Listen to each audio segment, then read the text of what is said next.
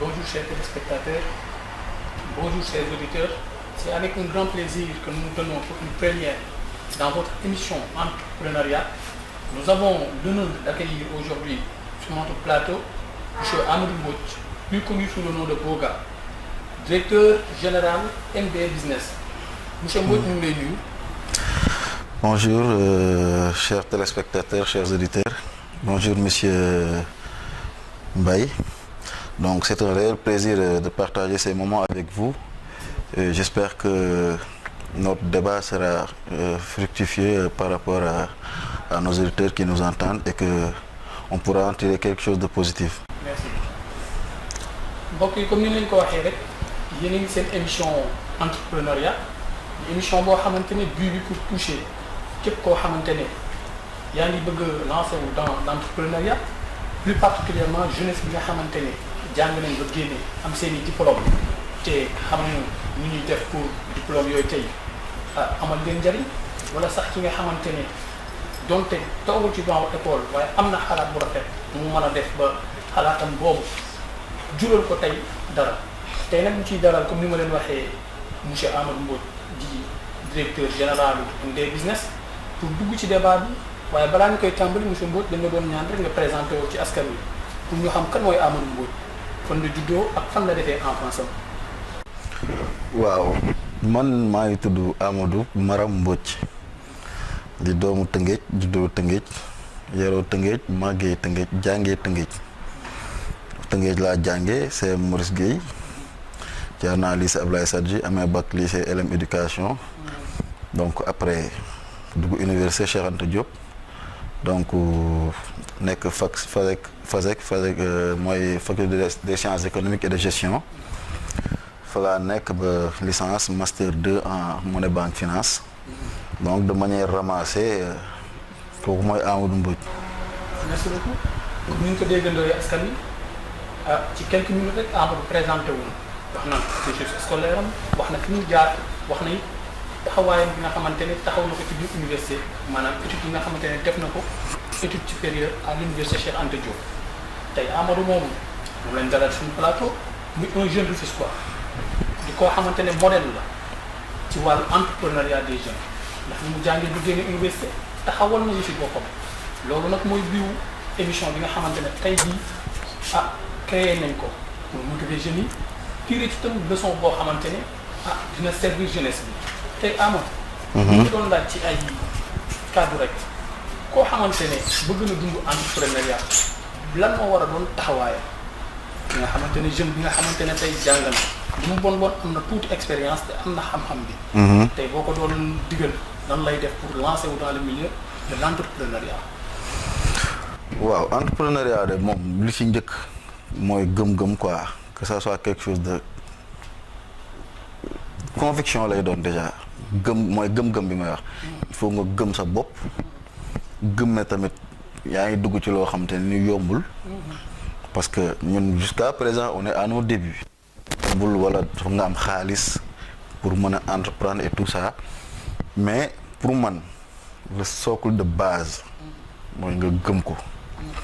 mooy ki jàng ki jàngul nag, ki am xam-xam ki amul xam-xam,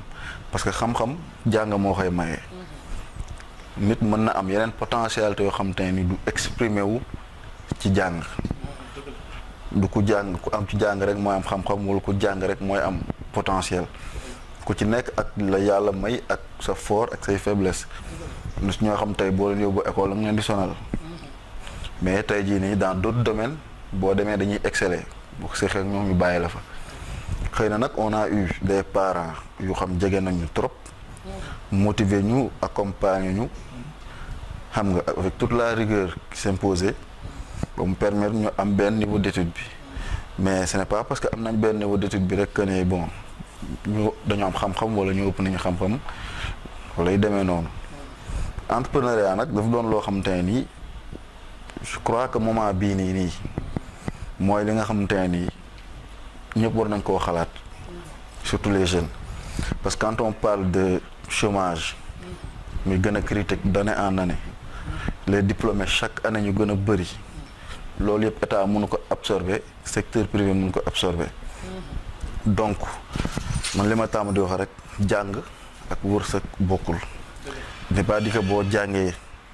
rek da ngay am liggéey wala boo jàngee rek da ngay tekki mbiru suñu borom la. seulement man dama jàpp ne da ngay toll ci benn jamono boobu la nga war a def nga def ko maanaam boo nekkee xale toll ci jàng da ngay jàng boo jàngul école it nga jàng métier parce que tey aussi muy menuisier wala mécanicien bi jàngi métier au bout de quelques années mais il va entreprendre parce que day ubbi atelier yu boppam entrepreneuriat la donc entrepreneuriat yemul rek ci ubbi structure non c'est juste le fait de pouvoir se prendre en charge ba pare bëgg apporter une valeur ajoutée pour sa bopp d'abord pour sa communauté et pourquoi pas pour la nation parce que aussi on parle de PIB et tout ça entrepreneuriat bi c'est un facteur déterminant ci agrégat économique yi nga xamante ne nii moo ñuy permettre ñu mesurer doolewu suñu dëkk te ñun ñoo war a mën a développer suñu dëkk comme nag Sénégal dafa di dëkk bu ndaw on n'a pas assez de richesse on n'a pas de richesse du tout n'empêche am nañ suñu bopp am nañ xalaat te man je dis que nous sommes dans un pays tellement ouvert que lu fi waaye mën a def bëri na il faut reconnaître que nag bon c'est les défauts les moyens qui font défaut à chaque fois mais man je dis que ne jeunes yi am nañ xel am nañ xalaat am nañ ay projet mais boo amoo projet aussi te amoo ko la jàppale aussi dafay metti te c'est le principal problème actuellement pour toute la jeunesse da ngay jàng pare taxaw bëgg a liggéey déposer gauche droite stage sax doo ko am ñun ñëpp dund nañ ko waaw donc pour ne pas vraiment nga limiter say perspectives de développement pour ton propre projet de vie il faut que nga entrepreneur nga polyvalent laal fii kenn xamul fuy dox yàlla moo xam lu ma ci wax daal mooy gëm sa bopp mooy la première chose gëm sa bopp dafa am nag loo xam ne tax na commencé ak si man ñemewuñ quand on te voit que tu entreprends yaa ngi dema ko ñëw esprit sénégalais bi mu njëkk xalaat mooy kii yor na alors que ne demeewul noonu ñi ñaan yàlla nag yor te it ñu ngi sant yàlla parce que dëgg yàlla ñu ngi sant yàlla bu baax mais je sais que ne si les moyens étaient là tey jii nii kenn waxatu ko te c'est valable pour tous les jeunes parce que Massar yow mi may waxal tu es un produit de l'université Cheikh Anta Diop xam nga li ma lay wax fréquenté nga faculté yi xam nga bu baax réalité yi am xam nga ne aussi y a le potentiel jeunesse bi ñu ngi fii bëgg nañ liggéey am nañ volonté et tout ça mais nag entrepreneuriat bi aussi gëm-gëm la laaj. dama la sax waaye représentation boobu nga wax ne moo nekk biir université maanaam taxawaay boobu nga xam te ne étudiants yi ni ñu koy am biir université. yow nga jaar fa nekk ancien délégué. d'autres aussi jaar nañ fa nekk ay anciens délégués. tey boo doon conseil jeunesse bi nga xamante ne ñu ngi à l'université. ak expérience bi nga fa jot a acquérir. di nga gis sama classe bi dañuy toog université rek. foog ne boo génneewul université Cheikh Anta Diop tekki woo. wala foog ne boo amul diplôme boo xamante ne université Cheikh Anta Diop nga jaar doo tekki. tey bu leen doon jox conseil en tant que étudiant bu fa nekk ak expérience bi nga am ak jaar-jaar bi nga fa jaar en tant que ancien délégué. da nga leen di conseil jeunesse boobu nekk biir université actuellement. bon université moom fighting la quoi. université moom ñëpp xam nañ ne c'est pas évident du ko fa dugg génn tekki du tamit da nga fa war a jaar pour tekki parce que tu peux bien nourrir l'ambition un jour ne damay dem université boo fa duggee dund réalité yi day doon loo xam mën na nekk déception ci boo ko xamulee wala boo ko xaareewuloon noonu xam nga université nag dafa nekk benn structure de prestige laay wax au Sénégal wala sax en Afrique donc université laa génne peut-être am na lu muy def ci nit wala am na lu muy représenter ci peut-être entreprise bi nga war a déposer et tout ça mais loolu noonu yëpp man je me dis que jàngee université jàngee dans le privé ak foo mënti jàngee l'essentiel mooy nga am xam-xam mooy nga am loo mën tey jii bu ma la ne yow lan nga ne man informaticien laa wala man financier laa nangam loolu moo am solo mën nga ko jàngee université mën nga ko jàngee feneen université nag cas bu xaw particulier la parce que boo fa génnee le plus souvent formation académique nga fay génnee donc tu n'es pas opérationnel à part la FASEC bi nga xam ne y a des formations yoo xamante ne nii c'est professionnel parce que boo demee FASEG am licence en gestion au moins tu maîtrises certains principes comptables war nga mën a commencer exercer yaay gën a opérationnel par exemple ki nga xam te ne mu ngi fac droit en licence comprendre nga wala ki nekk fac lettres en licence bokkul toujours est-il que foo si mënti génne le plus souvent da ngay defiwaat une formation professionnelle pour mën a qualifier si benn domaine donc université moom bon mu ngi noonu quoi c'est un monde comme ni ñuy wax rek c'est le monde en miniature c'est le Sénégal en miniature il y a tout ñun on a été là-bas délégué de faculté nekk ci mouvement syndicaux yi di ci rayante lépp parce que tamit bon hormis jàng bi et tout ça am na ci ñoo xam ne sama genre gi ci laa bokk dañu am vie associative dañoo ñemee mouvement dañu bëgg di activer wu boo demee foofu tu peux t'exprimer par rapport ak mouvement syndicaux yi fa nekk muy amicale de localité yi comme AR bu Rufisque bi amicale de faculté yi mu ngi fa donc quelque part il y a des opportunités yu mu lay ubbil mën nga ko exploiter comme mën nga ko bañ a exploiter mais tamit am na ci ñoo xam ne day yàq seen jàng parce que aussi quand tu es venu pour te concentrer pour tes études boo amul benn mental bi ak organisation vie syndicale boobu mun na yàq sa jàng te dal na ñu bëri ñu ngi sant yàlla nag daluñu ñu ngi siy sant yàlla. ci point boobu sax xam naa ne du objet débat bi mais pour aider rek jeunesse bi nga xamante ne ñu ngi seetaan. ci point syndicat yooyu ngay tudd ku si mel ni AER. yow newoon nga ci doon nga bëgg jiite AER. tey pour benn préfet bu ndaw rek nga wax ñu représentation AER au niveau de Rufisque ban taxawaay la AER am pour étudiants yi ak étudiants yi nan lañ mën a jariñoo ci AER. moo AER présentement moom dafa dee man yàgg naa ko wax yàggul dara dem naa ba maire yi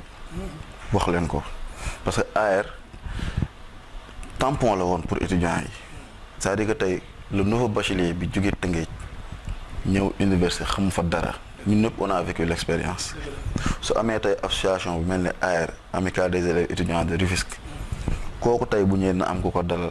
dina am ku ko orienté dina am ku ko expliquer dina am ku ko taxaw amicale de localité yi loolu la ñuy jariñ nii présentement boo duggee université jaaral couloir de la mort y a que des banderoles amicale des élèves étudiants Richard Toll Dagana Kaolack Passy fu ne ngay gis mais tu vas pas AER te loolu tamit frein la pour étudiants yi nga xam te ne les nouveaux bacheliers rufisquois yi di ñëw université man bi ma génne université ça fait 2-3 ans xamatuma fa lu bëri mais ba tey da ngay jot ay sollicitation ay chambre inscription nangam pourquoi parce que amicale bi existeetul te amicale bi dañ ko ñàkkal fay dañ ko soofantal mais amicale bi da doon jouer un rôle tellement important ci étudiants yi que ne ku ci bokkul wala doo étudiant wala dunduloo ko mënoo ko xam parce que AER ci jamono yi li ko yàlla na ko yàlla yërëm jamono yi Badou Diak parce que jamono yi Pape Assane Mbaye amicale la boo xam au niveau de l'université dañ amoon représentativité la commune la ville sax laay wax doon na jàppale amicale bi ba étudiants Rufisque doon nañ am au moins un logement décent boo xam bokkul ak sax campus universitaire bi tey étudiants Rufisque amatuñ loolu même au-delà de l'université AER doon na initier ay programmes de renforcement des cours de renforcement dans les écoles publiques à Rufisque pendant les périodes de vacances et tout ça des périodes de révision BFM bac pour lan jàppale suñu rakk yi ñun ñëpp peut-être on a eu à bénéficier de ça mais nii booy yi nga xam ne ñu ngi terminal wala troisième amatuñ loolu depuis des années loolu amatul AER doon na def jékki-jékki def ay dons de tickets parce que université dafa metti am na su ñoo xam te ni peut-être opportunité bi nga am yow pour ñàkk am problème mu ticket am na sa beneen frère boo xam ne nii problème la ci moom yooyu yëpp muy dans le cadre social AER dafa doon taxawu étudiants yi te tey jot na ñu dekkilaat association boobu noonu parce que li mu doon dimbali ci ay Rufisquois bari na man gis naa man personnellement ñoo xam seen jàng yàqu na pourquoi parce que amuñ fuñ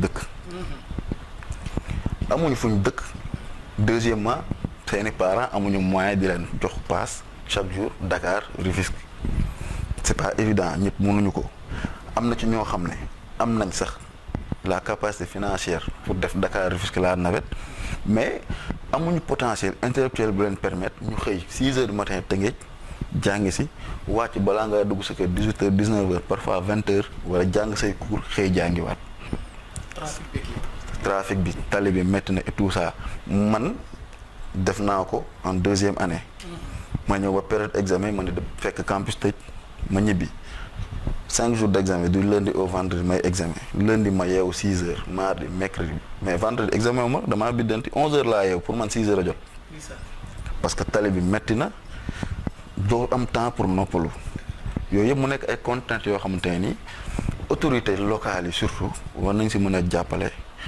étudiants yi parce que tamit man je dis que parfois est-ce que am nañ ay autorités locales à Rufisque parce que man je connais beaucoup d'autorités dans d'autres localités yoo xamante ne nii tey ñu ngi taxaw seeni étudiants parce que étudiants yooyu tey seeni frères lañ seeni doom lañ seeni jarbaat lañ mais Tëngéej actuellement nii boobu taxaw amu fa te quelque part da nga naan y a pas une volonté politique de la mairie alors que boo demee rencontrer la ñoom au contraire ils sont prêts à appuyer les étudiants mais il faut au moins qu'il y ait un cadre boo xam te ne mooy réunir étudiants yi moom ay interlocuteur entre ces autorités locales là et les étudiants parce que ñëpp mënuñ dem chauffeur moom cinq personnes bu nekkee ci benn oto il faut moom chauffeur bi dawal ñëpp mënuñoo dawal. jërëjëf kon ñuy profité ci loolu rek mu doonoon benn briefing bu ndaw rek bu ñu doon def ci AER ak représentation bi nga xamante ne AER amoon na ko biir université taxawaay bi nga xamante ne amoon na ko biir université ñuy profité ci occasion comme ni ko monsieur Mbodj waxee di sollicité ci ñi nga xamante ne ñooy autorités compétentes yi ñu taxawaat AER bu baax financièrement comme ni ñu ko daan taxawoo ndax bu ñu ko taxawoo doomu Tëngéej lañ taxaw avenir u Tëngéej lañ taxaw di sollicité tam ci ñi nga xamante ne tey comme ni ko monsieur Mbodj waxee ba tey rek ñoo ngi Tëngéej nekk ci biir mouvement yi di ci yëngatu ngankaat AER suqatuwaat AER yëkkatiwaat AER ngir bénéfice u étudiant du fi citoyen ndax loolu du fi rek la mën a jariñ waaye pour ñëwaat si li nga xamante ne mooy vif du sujet li nga xamante ne tey mooy biu émission bi muy entrepreneuriat tey jeune bi bëgg a entreprendre tey boo doon wax tey lan mooy nekk li nga xamante ne mooy condition yi mu war a réunir qualité yi nga xamante ne moom la war a réunir ak mentalité bi nga xamante ne war na ko am teg ci stratégie bi mu war a adopté pour lancer aussi entrepreneuriat tey boo ko doon conseiller lan nga koy conseiller ci loolu. damay ñëwaat rek sur li ma waxoon sànq la conviction gëm-gëm parce que entrepreneuriat waxuñu ne il faut nga am critères yi pour mën a entreprendre. Sénégal c'est un état de droit tey jii nii une personne lambda bu bëgg a entreprendre il y a des voies et moyens yooyu jaar pour mën a formaliser déjà li nga bëgg a def mooy lan pour sa benn structure te jamono ji yomb na créer une entreprise avec 10 000 14 000 francs nga créer entreprise au moins individuelle am sa NINEA am sa registre de commerce loolu c'est la première chose à faire sinon da ngay nekk dans l'informel tout le temps donc loolu pour man c'est la première chose à faire boo bëggee entreprendre maintenant une fois que loolu nga def ko li ci des man daal man moom gëm sa bopp laa gis ne mooy li nga xam mënta ñàkk parce que quel que soit li nga bëgg a entreprendre tey jii bu ñu la joxoon ay millions ne la mu ngi nii boo gëmul sa bopp doo liggéey day xëy naaw sa loxo te lii firndeel la gëm sa bopp mooy maître mot bi mooy tey combien de personnes nga mën a citer au Sénégal yoo xam dañ la naan ils sont partis de rien du tout tey jii nii ils sont devenus quelqu'un dans le pays te ñu bari na si dégg nga ko ba tàyyi muy télé muy rajo dañ la naan bi may démarrer 1000 francs laa démarrer wala ñaari ginaar laa démarrer bari nañ donc pour man maître mot bi ba tey mooy conviction boobu gëm sa bopp gëm li ngay def boo gëmee li ngay def nag jéem a tegu si charte yi nga xam te ne ni bon état bi moom nag mooy lan am say këyit yu légal boo amee say këyit yu légal nag li si des moom da nga ciy góorgóorlu yàlla fekk si la mais y a pas de critères à remplir pour être un entrepreneur parce que bu doon loolu rek tey doo gis koo xam ne jàngul tey ji nekk chef d'entreprise wala yor tey ki yor magasin am sax c'est un entrepreneur xëy na peut-être il peut être dans l'informel moo tax peut-être duñ ko considérer mais loolu lépp entrepreneuriat la mais man li ma jàpp ne mooy li nga xam mooy mënul ñàkk dans l'entrepreneuriat mooy gëm sa bopp gëm li ngay def te xam la moo la si dugal ak lan nga si bëgg avoir des objectifs boo ko xamee li ci des pour man ay détails la parce que difficulté moom contrainte ak àdduna ñoo ànd tey boo tëddee di nelaw sax di nga xëy bëgg nelaw laa la wax ne nelaw yu jeex da ngay insomnie ni ngay amee. donc lépp looy def dans la vie pas-pas la laaj rigueur détermination donc man loolu laa gis entrepreneuriat bi nag ñu bëri dañ ne naan est-ce que c'est pas parce que da nga wër liggéey ba sonn amuloo liggéey moo tax nga ne ngay entreprendre mais loolu c'est une justification noble aussi parce que bu fekkee da nga jàng ba pare yor say diplôme nga wër liggéey amuloo liggéey nga ne xaaral ma dugg ci entrepreneuriat mais loolu aussi c'est à saluer am na si ñoo xam ne nag ñoom dañoo teel a gëm ne ñoom ay entrepreneur lañ bëgg a doon am na si ñoo xam ne aussi dañuy toll dans une situation xam ne dëkk bi dëgër na amuñu liggéey mais duñ tëdd dina law dañuy xool leneen ak leneen lu ñu mën a def fu ñu mën a aw pour mën si génn parce que aussi ku si nekk am nga sa propre projet de vie te nag doo ko wéer ci état wala une entreprise privée boo xam moom ngay xaar pour mu embaucher la donc pour man lépp question d'ambition la ak gëm-gëm loolu laa ko jàppee mais y a pas de critère à remplir wala yu demee noonu man daal pour man su ma gisee kon daa bëgg entreprendre dama naan gëmal sa bopp nga avancé parce que yoon moom boo ci nekkee moom te xaadiwoo yàlla da lay fekk si man loolu laa gëm. ci loolu nga wax sax ci la ñuy sukkandiku rek pour laaj la ginnaaw bi nga jàngee jaar université macha allah jaar fi nga war a jaar. jàng li nga xamante ne mooy économie. maanaam comme réew mi. bi nga génnee bu la neexoon nga ne non jàng naa damay liggéeyali état.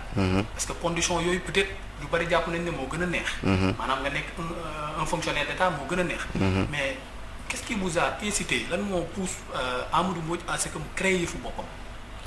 waaw man moom sama cas je crois que c'est général c'est pas spécifique quoi tey ñun ñëpp bi ñuy jàng tollu à un moment yaa ngi doon am ay prétention liggéeyal état su ma jàngee pare damay doon fonctionnaire ñun ñëpp on a nourri ses ambitions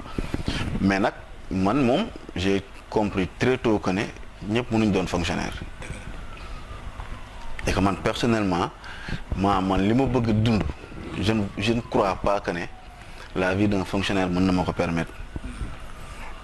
loolu bokk na si li nga xam man personnellement moo ma incité à ce que parce que sama gars yi sañ koy booy mënoo liggéeyal état parce que freedom bi nga bëgg état du la ko may. tey booy liggéeyal état tu n'as pas le droit d'exercer d'autres activités lucratives tey man su ma nekkoon fonctionnaire aw ma droit ubbi sama entreprise aw ma droit business aw ma droit donc liggéeyu état ngay ne bëgg retraité donc question de choix la peut-être nag bi ñuy nourrir ambition yooyu c'est parce que xamuñu woon ne lii ay contraintes boo duggee ci état mënoo def li mënoo def li. maanaam tu es limité daal. tu es limité mais bien sûr un fonctionnaire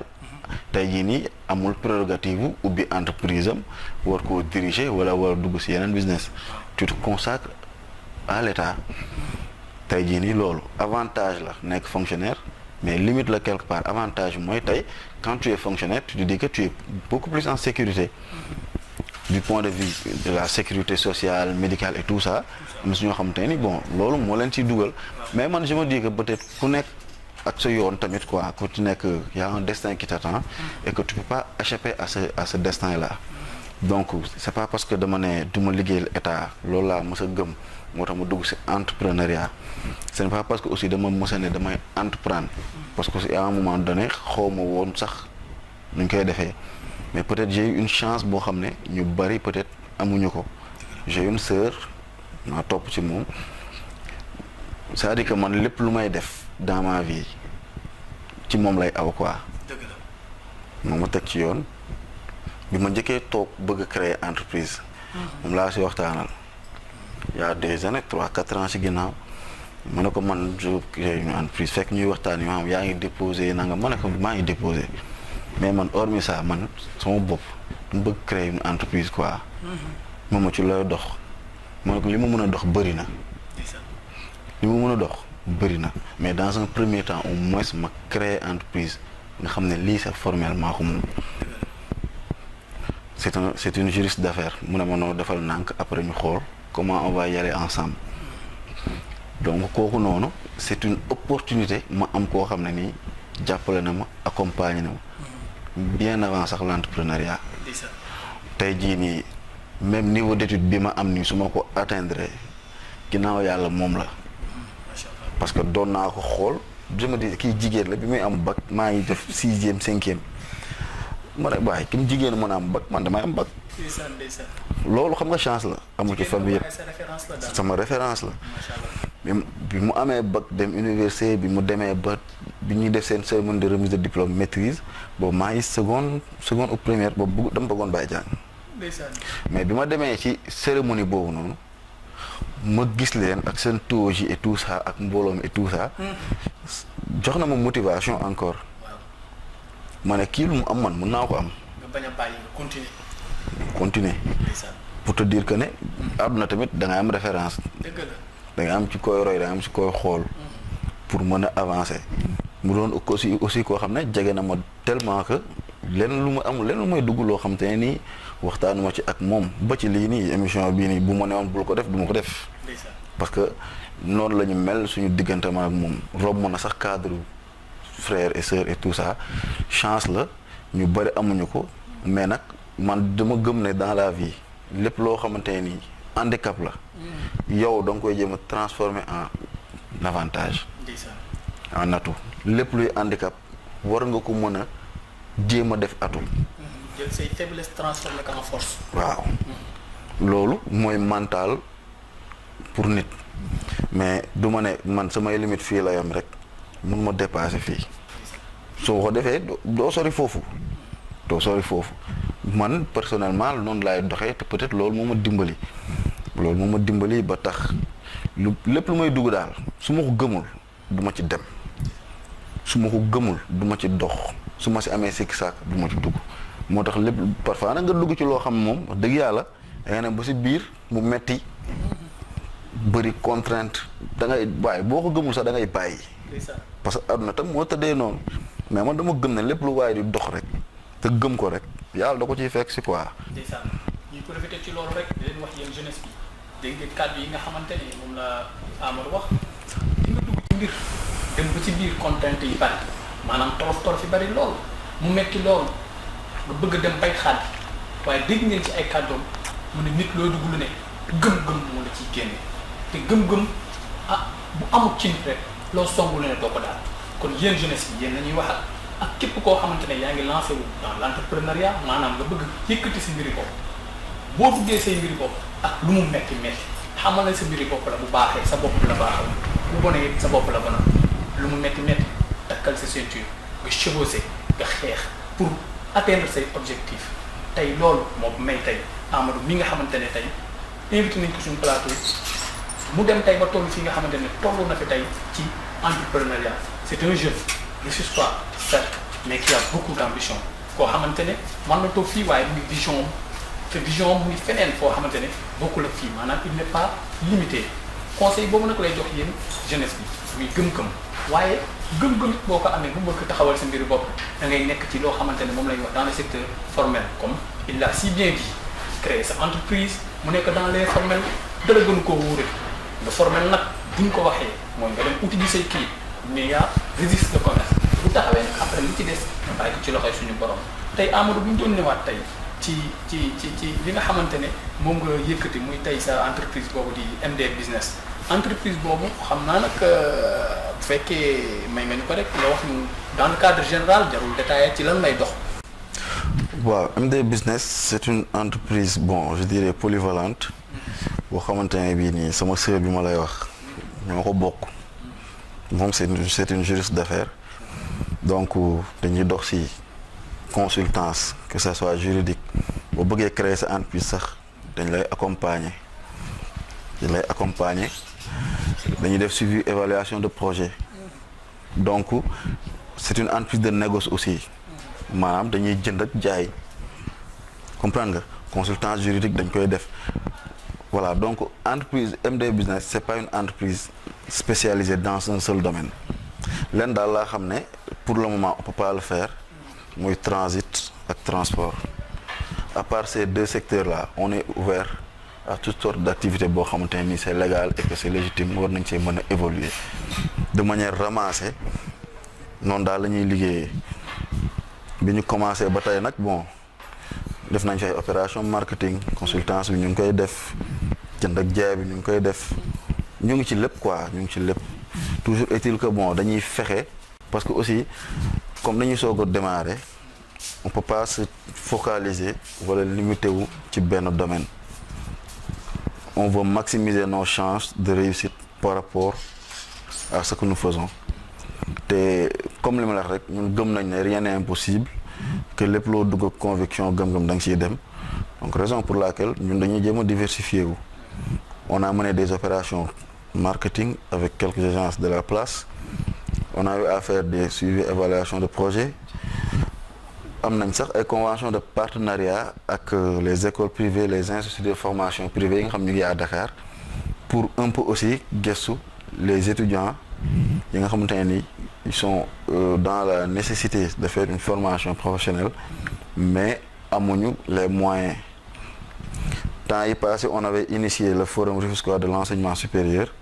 qui devait être un salon de 2 jours au jardin public de Rufisque en partenariat ak école privée yi yu waroon ñëw exposer leurs offres de formation pour au moins que la population rufisquoise mën see jëriñu parce que bëri na tey élève boo xam mu ngi bac de terminal S après le bac xamul lan la bëgg def wala gis élève boo xam dala naan on dama après transport logistique laay dem def mais du la wax bu defee formation ba pare lan lay doon dañu ko ne informaticien laay doon bu amee bac day dem ba formation en informatique sans pour autant savoir que ni dans l'informatique dafa bëri ay compartiment. loolu nag moo posé défaut jeunesse bu bëri. da ngay gis sama classe bi dañuy nekk terminal nga di leen laaj lan nga bëgg doon ñu ne la xamaguma ko ñu dem ba am bac dugg université lan nga bëgg doon ñu ne la xamaguma ko koo xamante ni yaakaar naa jàng nga ba egg terminal dem ba am bac ba dugg université. xamagoo li nga doon loolu est-ce que du perte de temps xamagoo li nga bëgg doon ëllëg. Est-ce que loolu du perte de temps. non man gisee moo ko perte de temps parce que mooy li ma la wax sànq rek assistance dafa baax dafa di lu am solo surtout ci xale si jeune tey jii nii di nga jàng dem ba terminal di war a def bac xamoo loo bëgg a doon peut-être ñàkk assistance mën na ko indi mais du ñàkk ambition man bi ma amee bac S2 laa am dama am bac fraîchement noonu damay toog ne man fac médecine laa bëgg a dem. suba ma ne non damay dem fac science damay dem FASEC damay defi formation en informatique parce que yooyu yëpp ay opportunités yoo xam te ni ubbeeku woon na parce que bac S2 laa am mënoon naa def lu ma neex mais tey jii nii ñàkk xam exactement li nga bëgg mën na doon bon je dirais sax mën naa ko tuddee sax une asymétrie d'information par rapport ak le suivi des études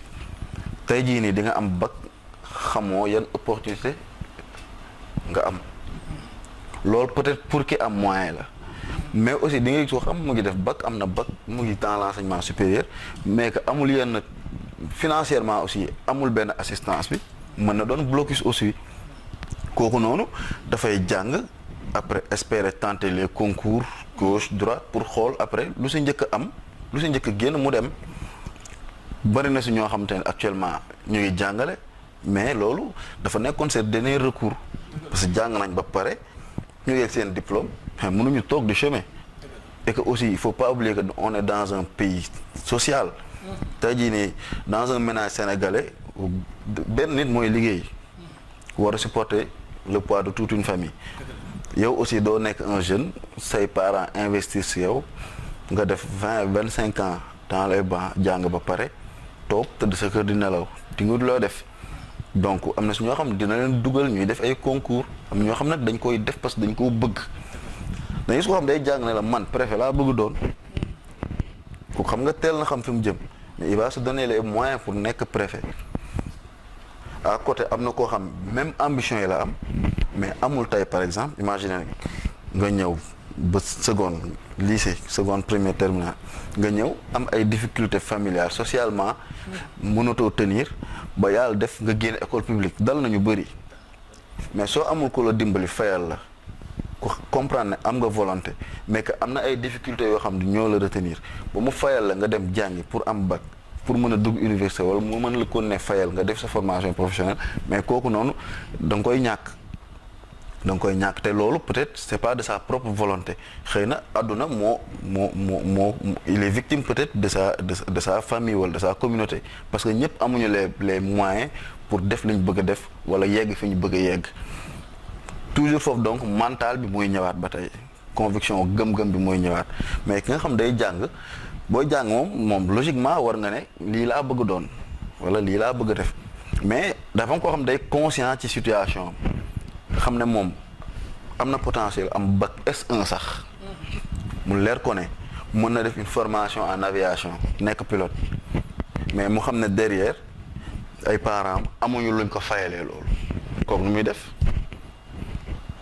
naka lay def donc il est obligé mu continuer ay études am pour mën a espérer avantage wala opportunité bu mu njëkk a gis rek jéem koo saisir donc di nga gis koo xam ne ngi jàng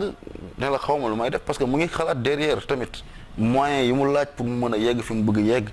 ak koo xam aussi mu ngi jàng xamul lan la bëgg def parce que amul assez d'information parce que tey jii nii man am nit boo ko téye nekk gouverneur luy liggéeyam mun la ko wax kon kooku il peut pas prétendre être gouverneur dans un avenir proche ou lointain mënu ko parce que xamul exactement lan la gouverneur di jariñ comprendre nga donc yooyu mu doon ay information yoo xamante ne nii nit ki war na koo am màggaale ak moom ñu ko siy tàggat nànk-nànk moo tax le plus souvent sénégalais yi boo amee bac loo njëkk def terminal rek déjà préinscription ngay demandé su ma amee bac damay génn yaakaar nañ ne boo génnee jàngi boo ñëwee comme que suñu entreprise yi dañu am complexe les gens yi nga xam te ne ni extérieur lañ jàngee mën na gën a facile am ñoo xam tamit échappatoire lay doon yaakaar nañ buñ génnee rek ñu tekki donc paramètres yi dafa bëri ku si nekk tamit ak say handicap li nga xam te ne ni ay contraintes lay doon socialement yoo xam moo la dul permettre nga avancer xam nga donc bëri na quoi mais dans la logique kuy jàng ku ne surtout nga atteindre benn niveau bi war nga ne ah man kat lii laa bëgg def mais tey jii imagine la nga dem am bac L2 nga ne yow da nga bëggoon doon tey un médecin xam nga loolu c'est perdu d'avance mënul nekk bu bëggee doon médecin il faut au moins nga am formation scientifique am bac S2 bac scientifique pour mën a dugg fac médecine tey jii ni nit mën na ñëw bu ko xamoon peut-être bu ko comprendre woon peut-être dès le bas âge à partir de la 6e 5e dina gën a góorgóorlu peut-être sur les matières scientifiques pour pouvoir être orienté en série S pour mën a am bac S mën a poursuivre loolu mais bëri na suñu famille yoo xamante ne ni boobu assistance sax doo ko am parce que tamit bëri na suñoo xamante ne da ngay nekk ci famille am ay mag am ay rak yow rek yaa ciy jàng war nga nekk ci famille sa papa peut-être wala sa yaay amuñu benn niveau d'étude bi mun ñu la orienté par rapport ak loolu noonu donc loolu yëpp ci ay contraintes la mais kuy jàng moom vraiment am ngay ambition peut-être ambition yi peut-être c'est pas organisé xamoo foo war a jaar wala foo war a teg sa tànk wala noo ci war a doxee mais tamit jànguloo nii rek pour jàng pour dem quoi parce que à la base xam nga ne li ngay jàng ni c'est pour que demee mu servir la ci lan la lay servir ci yan anam la lay servir ak naka la lay servir peut-être loolu mooy doon li nga xam te ne du leer sa bopp wala doo ko xam mais kuy jàng moom am ngay ambition moom voilà. comme ni nga ko waxee rek jeunesse bi yéen a ko déggandoo kuy jàng am nga ay ambition mais défaut majeur jeunesse bi mooy ñu ngi jàng foog ne jàng boo ko defee dugg université génn da nga war a tekki or que ni ñu ko déggee ci kàddu yi Amadou mu ngi wax naan nit mën nga jàng génn am benn diplôme ci benn métier mais taxul nga tekki ci métier boobu mën nga tekki ci leneen du jàng rek mooy tax nit tekki du it la ngay jàng université Cheikh Anta Diop wala la ngay jàng ci beneen école privée wala université privée boo génn forcément ci loolu nga war a liggéey waaye Amadou ñu des ba léegi ci sa entreprise boobu nga créé muy MD Business. dégg naa la tam nga ne yaa ngi ci assistant bi pour étudiants yi wala élèves terminale yi bu ñu paree ñu mën a am opportunité mën a def formation ñi nga xam te ne amuñu moyen. kon ci kaw gàttal su ma déggee say kàddu yow sa agence boobu dafay taxaw pour jàppale jeunesse bi nga xamante ne ñu ngi toll au niveau de la terminale wala sax am nañ bac bëgg def formation te amuñu ay moyens. waaw ñu ngi ci accueil moom lañ tuddee de manière générale accueil orientation des étudiants. Au début on parlait d'accueil et d'orientation des nouveaux bacheliers mais on parle d'accueil et d'orientation des étudiants parce que tey jii nii am na étudiant bu nekk université Cheikh Anta Diop mu cartouché dem na ba 2e année ay difficulté dab ko wala peut-être système universitaire bi c'est pas adapté ak moom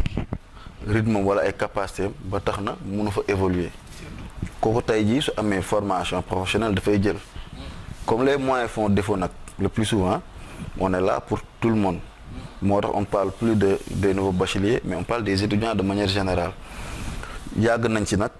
yàlla def na ñu ngi siy bëgg yàgg sax laay wax am nañ si benn expérience te yàlla dimbali nañu boobu ba tey ñu ngi ciy jàppale sunuy moroom sunuy rakk yu bari yoo xamante ni tey am na su ñoo xam sax am nañ licence ñi am nañ master maintenant donc ñu ngi ciy sant yàlla quoi et puis lu ñuy gën a dem yàlla di ñu dimbali dañu may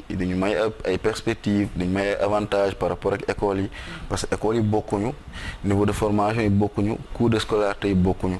ngay dem école bii nga mën fa jàng à 200 000 am na école bu ne si wetam boo amul 400 500 000 doo jàng donc mais yàlla dimbali nañu ba dañu boole ak ay écoles yoo xam ñoom aussi ils sont pas indifférents à la couche sociale quoi surtout bi gën a faible donc si seen politique interne ñu ngi xool naka la ñuy organiser woo ba mën a au moins permettre ñi nga xam ne bëgg nañ jàng am nañ volonté mais amuñu les moyens ñoom aussi ñu mën a bénéficier de ces formations là loolu moom yàgg nañ ci quoi te yàlla mu ngi si defal sutura bu baax a baax. macha allah ñoo ko déggandoo muy acte ak initiative yoo xamante ne macha allah duñ def lu dul rafetlu ko ndax pour taxaw pour jàppale jeunesse bi mu mën a jàng am xam-xam. waaye xam-xam boobu bu ko amee ba pare mu pratiquer ko parce que théorie lañ lay jàngal li ci des nag yow yaa koy pratiquer Amadou bu ñu dem ba léegi ci li nga xamante ne mooy entrepreneuriat. tey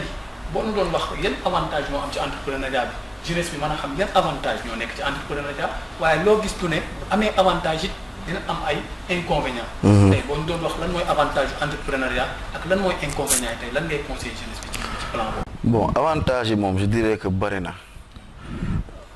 D'abord déjà tu es autonome ci autonomie moom yaakaar naa nit ku ne bëgg na ko loolu mooy avantage bi nga xam te ni moo ci ëpp tu es autonome heure bu la neex ngay jug heure bu la neex ngay tëdd sa bopp ngay liggéeyaloo kenn xam nga liggéeyal nit ak liggéeyal sa bopp c'est différent loolu mooy avantage bi nga xam ne peut-être bon mën na doon lu xam ne ñu ngi koy gis nii et que aussi bon dans l'entrepreneuriat bu la yàlla dimbalee tey jii nii mën nga réaliser loo xam tey ki nga xamante ne kii mu ngi liggéey nit moo xam fonctionnaire la moo xam mu ngi ci structure privée mën na bañ a am boobu chance loolu aussi avantage la looloo tax ñu naan entreprendre loolu mooy avantage yi nga xamante ne nii vraiment moom laa mën a wax nii koo xamante ne bëgg na cee dugg tu es autonome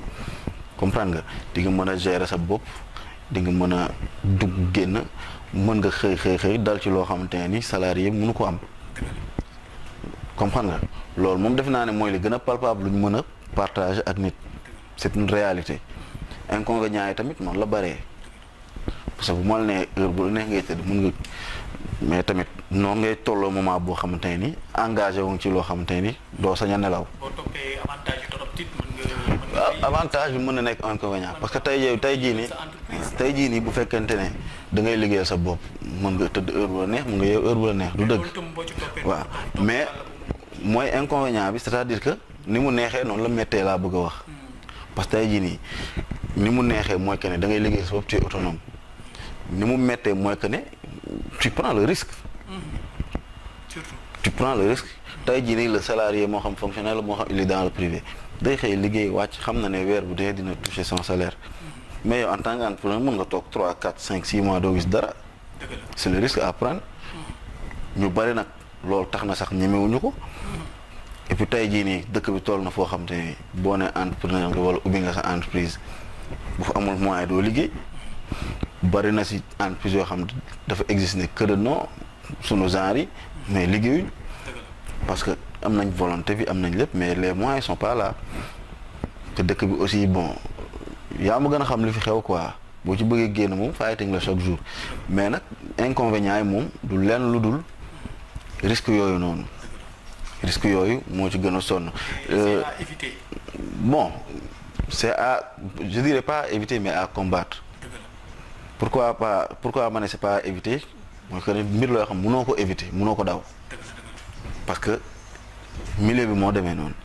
mais da nga koy combattre maanaam doo toog mukk ba loolu di jël dessus bi ci yow parce que il nous arrive nga toog 2-3 mois sans rentrée de fonds parfois 1 an sans rentrée de fonds mais loolu bu continuer da ngay bàyyi monsieur Mbodj temps bi xaw nañoo xoj mais ñu ngi rafetlu kàddu yi bu baax yaakaar naa lim fi détail yëpp leer na ci boppu jeunesse bi pour juste en quelques secondes ou une minute nga wax ñu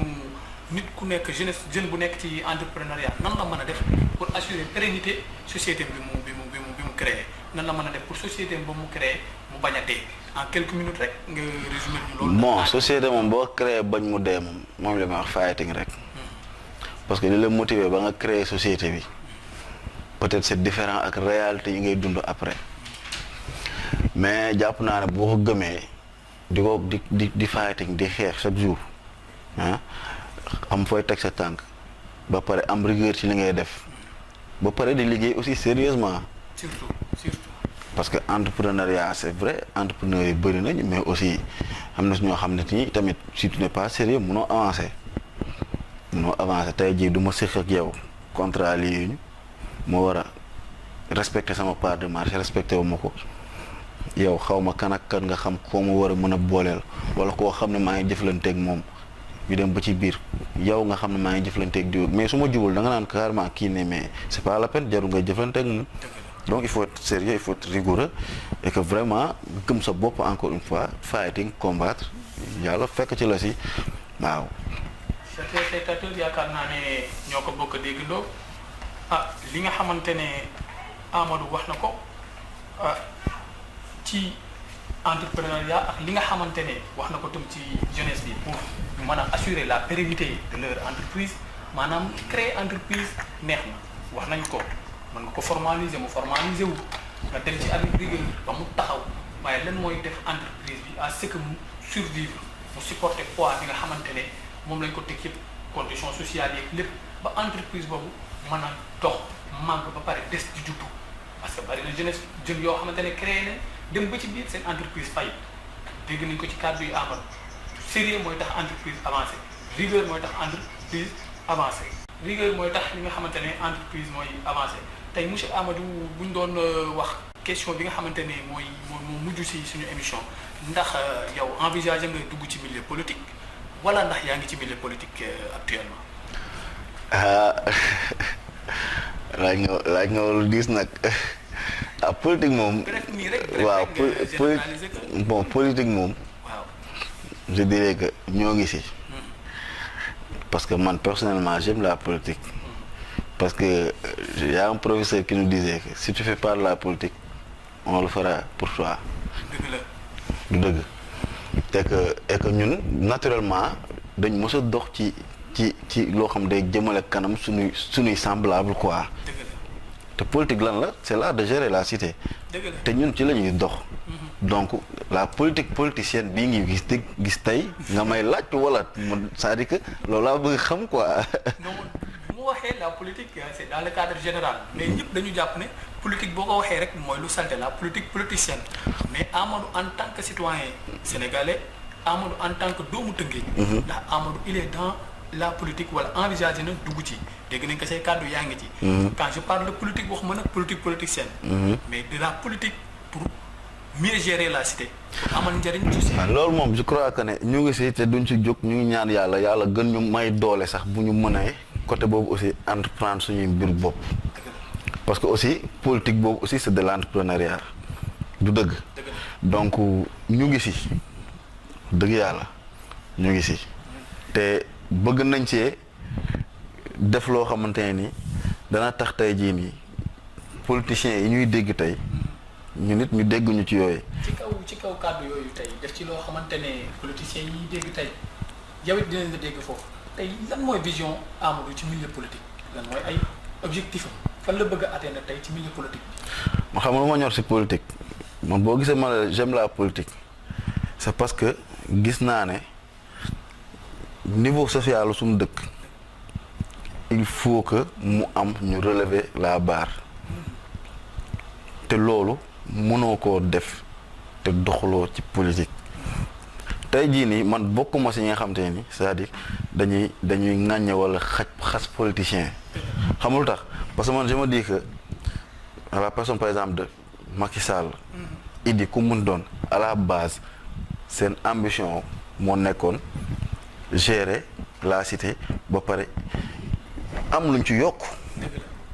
dañ gis Sénégal fii bëgg ko avancer mais nag yow mën nga am boobu volonté mais bu la yàlla na toog nga am ñoo xamante ne bokku leen vision mën naa metti mais je me dis que ñun génération bii je sais que ne am nañ luñ gëm te am nañ luñ bëggal suñu gox man ma wax dëgg yàlla li ma gën a ñor ci politique sama dëkk la d'abord muy Tëngéej.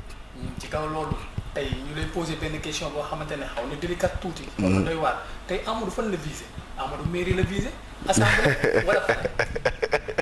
non Massar li nga may laaj noonu. parce que ku nekk ci milieu politique. est-ce que Amadou bëggul woon président tamit. waaw kon Amadou pare la visé. waaw parce que dama yaakaar ne dañ ne doom du juddu rek daw day juddu raam. waaw dox après mu soog a daw. yaakaar naa kon mairie est-ce que du doon sa première vision après ñu soog a dem assemblée soog a yegg palais. non pour man moom un poste politique n'est pas une fin en soi. c'est-à-dire que politique gu ma pour ne damay doon maire. wala damay doon président. man loolu taxuma jóg. li ma bëgg rek mooy que ne mën na c'est-à-dire que Amadou mën na politique pour bañ a sax am un poste bañ a nekk maire. dans l'ombre. mën na nekk. en tout cas je sais une chose je serai jamais inactif par rapport ak sama association sama entourage sama population muy dund. loolu man mooy sama credo de base quel que soit fu dëkk bi toll man je ferai partie des gens qui feront avancer la société. dans le domaine professionnel comme dans le domaine social et dans le domaine politique aussi de manière générale Amadou daal jàppal ne mu ngi ci lépp. mu ngi ci lépp waaw est-ce que Amadou moom tey ay ambition bokk na ci tey moo xam ambition bu yàgg wala bu gaaw ndax bokk na ci tey mu laaj mairie Rufisque. non mairie Rufisque moom xeeb naa ko. waaw mairie Rufisque moom. Amadou xeeb na mairie Rufisque. waaw. ñoo xam naa ko quoi. moo xam lan mooy ay ambition ci milieu politique bi waaye ak lu ci mënti doon jariñ askan bi moo ko tax a jóg ñu koy ñaanal yàlla rek yéene bi nga xamante ne am na ko yéene bu rafet ci askan bu fis waaye am na koy ci population sénégalaise bi yàlla mottali ko ci daraja yonent bi sallallahu alayhi wa sallam sa dernier cadre rek Amadou tey boo amoon conseil booy tëjee en 30 secondes parce que temps bi xoj nañ lool lan ngay conseiller jeunesse bi. waaw jeunesse bi nañ gën a góorlu rek gëm seen bopp xam ne fii moom yàlla mu ngi fépp waaw te kuy jug di si nekk chaque jour moom ak ci loo mënta nekk yàlla dala ciy fekk si tey jii yow boo jugoon léegi ne da ngay génn da ngay dem sàcc léegi nii boo ko gëmee boo génnee mën nga si réussir de mooy gëm-gëm bi may wax quoi nag ku nekk gëm sa bopp xam ne yàlla moom mu ngi fi pour ñëpp léegi nag yow yaay xool ci li nga bëgg dox ak nag nga si doxee avec toute la dignité xam que ça demande nga nekk si li des nag teg ko si loxo suñu borom man daal li ma bañ li ma gëmul mooy toog naan waa affaire dina ñëw fan lay ñëw da nga jug kay dox fekki ko yàlla dox nga dajeeg moom mais boo toogee ne affaire dina ñëw moom je crois que ne di nga fa yàgg doo gis dara quoi nañ jug bañ a xeeb dara bañ a xeeb leen bañ a xeeb benn liggéey man moom loolu laa mën a wax pour c'est-à-dire que lépp loo xam boo ci duggee même bu dee ñaar dërëm la xam di nga ko am dignement pour man moo gën tëdd nelaw bi nga xam te ne bi doo am ñaar dërëm boobu quoi man loolu laa gëm man bi may njëkk liggéey ñu may fay 50 000 laa doon fayeeku te jamono yooyu boo duggee sama bureau billaay su ma la nee 500 000 lañ may fay doo ko weddi. dëgg la macha allah da ngay 50 000 ngay jógee Tëngéej ji liggéey si Dakar xam nga ne loolu bëgg liggéey moo la tax a liggéey quoi mais moment boobu da ngay toll si wut expérience bëgg exprimer wu xam nga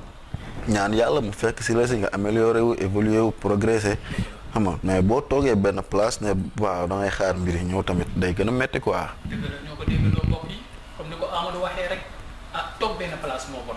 kon kenn ku nekk yaa xam la nga jàng yaa xam ci li ngay yëngu mais gëm ko te jàpp te ñafe fay bi xam ne yàlla rek mooy mottali li si des mbokk yi chers téléspectateurs yi ci li nga xamante ne mooy suñu jeextalu émission yaakaar naa ne kàddu yi nga xamante ne tuur nañ ko fi Amadou wax na ko fi taataan ngeen ko te di ngeen ci jariñu ñuy gërëm ki nga xamante ne mooy monsieur Mbodj ci temps bi nga xamante ne may nañu ko parce que le temps est très précieux di leen sant di leen gërëm yéen a ngi topp Sen TV moo xam ci plateforme boo leen ko mën a toppee di leen jaajëfal di leen jox di daje ba beneen yoon jërë ngeen jëf